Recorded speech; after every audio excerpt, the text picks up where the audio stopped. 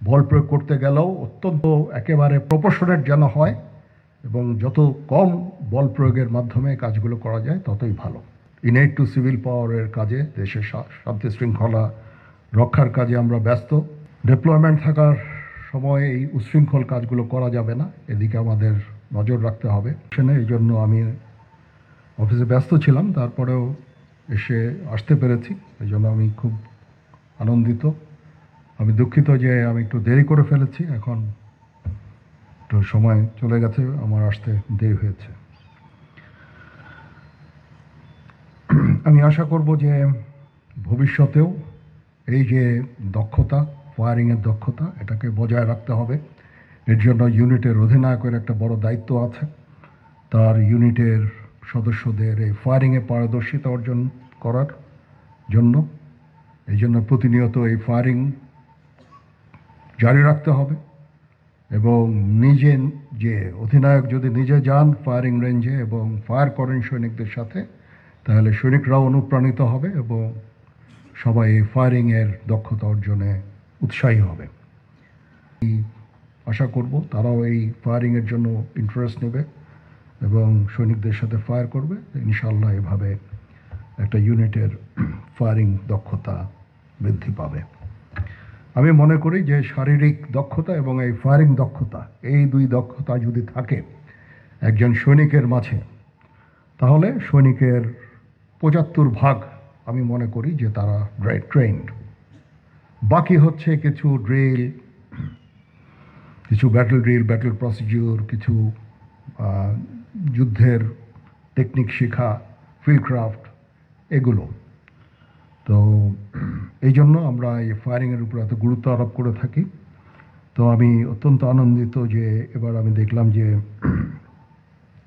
সেনাবাহিনীর ফায়ারিং প্রতিযোগিতায় ৩৩ পদাতিক ডিভিশন চ্যাম্পিয়ন হওয়ার গৌরব অর্জন করেছে এবং 7 স্বতন্ত্র এডিএ ব্রিগেড রানার আপ হওয়ার গৌরব অর্জন করেছে। তাদেরকে অভিনন্দন। এখানে জিওসি মহোদয় নিজেই উৎফুল্ল হয়ে চলে এসেছেন প্রাইজ নেওয়ার জন্য এবং কমান্ডারও আছে। তো 7 স্বতন্ত্র এডি ব্রিগেডের সদস্য সংখ্যা, ইউনিটের সংখ্যা অত্যন্ত কম, তারপরেও এই যে কম্পিটিশন করে ইউনিটগুলোর মধ্যে, ফরমেশনগুলোর মধ্যে রানার আপ হওয়া, এটা একটা অত্যন্ত বড় অর্জন।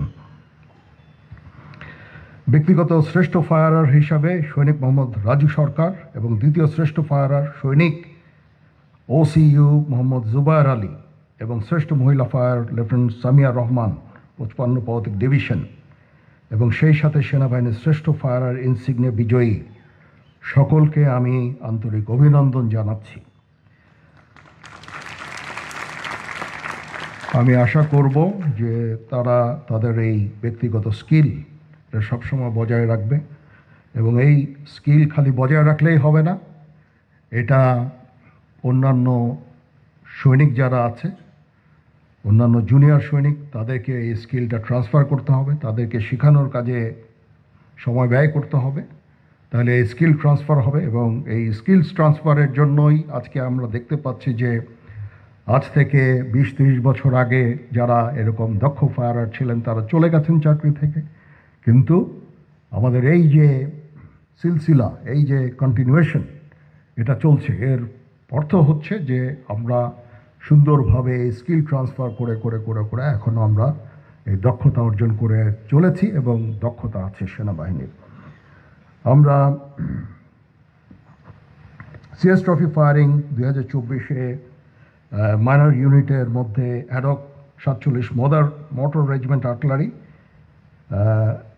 চ্যাম্পিয়ন হয়েছে এবং রানার আপ সদর দপ্তর 105 পদাতিক ব্রিগেডকে এবং মেজর ইউনিট সমূহের মধ্যে ফার্স্ট ইস্ট বেঙ্গল এবং রানার আপ হচ্ছে 29 ইস্ট বেঙ্গল রেজিমেন্ট এবং 6 জন শ্রেষ্ঠ ফায়ারারকে এই গৌরব অর্জন করার জন্য আমি অভিনন্দন জানাচ্ছি।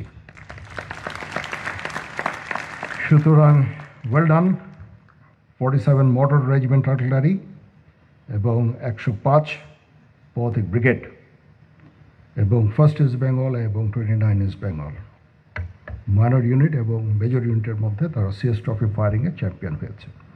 তো এটা একটা বড় অর্জন, এই জন্য অভিনন্দন। আমরা বিভিন্ন কাজে ব্যস্ত আছি এখন ইনেট টু সিভিল পাওয়ারের কাজে, দেশের শান্তি শৃঙ্খলা রক্ষার কাজে আমরা ব্যস্ত।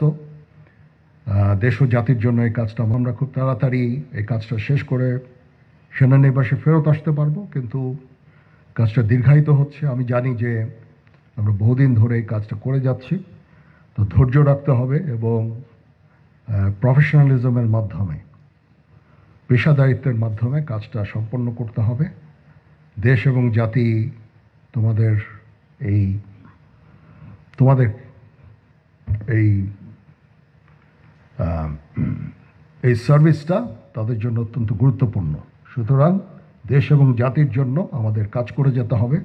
যতদিন না আমরা একটা নির্বাচিত সরকার পেয়ে যাই এবং দেশ একটা শান্তি শৃঙ্খলার মধ্যে আসে, আমাদের এই কাজটা করে যেতে হবে। ততদিন পর্যন্ত ধৈর্যের সাথে এই কাজটা করে যেতে হবে।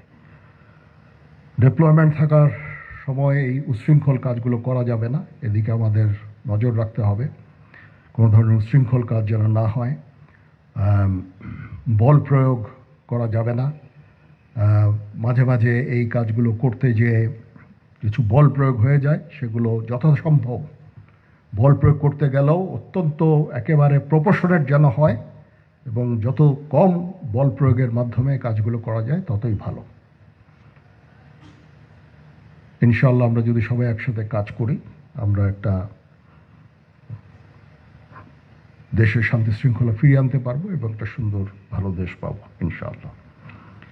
পরিশেষে এই সুন্দর একটা প্রতিযোগিতা আয়োজন করার জন্য আমি এমটি ডাইরেক্টরেটকে ধন্যবাদ জানাচ্ছি এবং নয় পদাতিক ডিভিশনকে ধন্যবাদ জানাচ্ছি, জিওসিকে ধন্যবাদ জানাচ্ছি, তার সমস্ত স্টাফদের ধন্যবাদ জানাচ্ছি।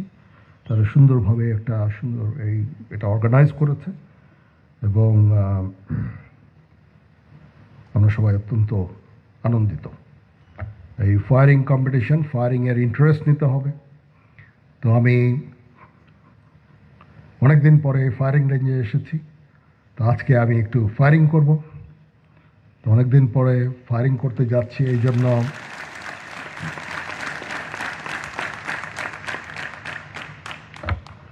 তো ইনশাআল্লাহ আমরা সবাই ভালো থাকবো। সবাই ভালো থাকেন। মহান আল্লাহ তাআলা আমাদের সকলের সহায় হন। আল্লাহ হাফেজ।